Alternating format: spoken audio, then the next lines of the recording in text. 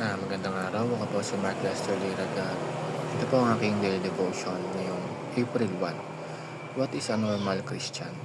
Final week na tatalakay po ni Pastor Russell Ocampo sa 365 Daily Devotions. Ang Bible verse ng araw ay galing sa Matthew chapter 26 verse 3 to 4.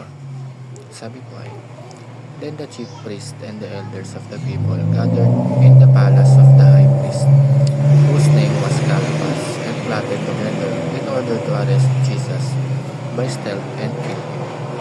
Sa chapter na ito, makikita natin ang kwento ni Judas Iscariot, isa sa 12 disipulo ni Jesus. Kasama niya si Jesus araw-araw, naririnig niya ang kanyang mga turo at nakita ang mga himala.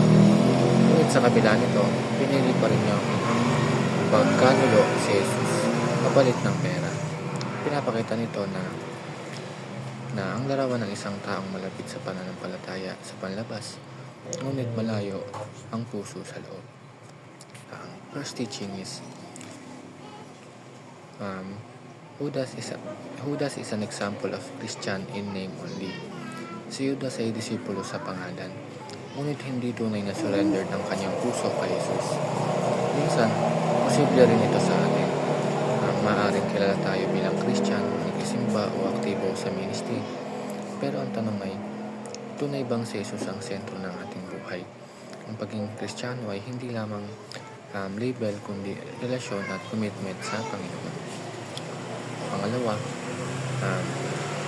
Judas' love for money was greater than his love for Jesus. Ang naging kahinaan ni Judas ay ang kanyang pagmamahal sa pera.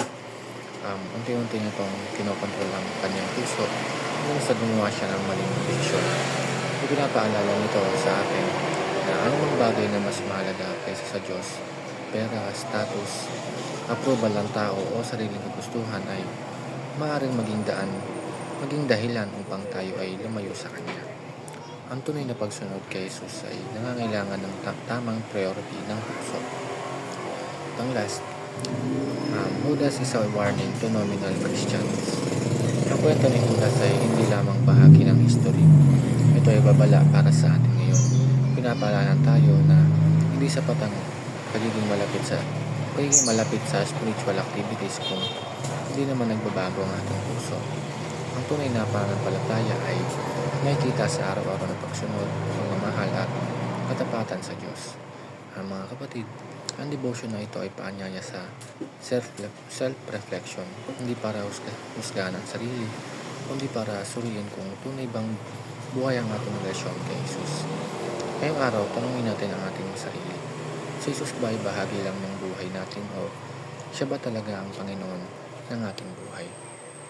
Tandaan natin na hindi hinahanap ng Diyos ang perfect na tao, kundi yung pusong tunay na sumusunod at nagmamahal sa Kanya. Mula po.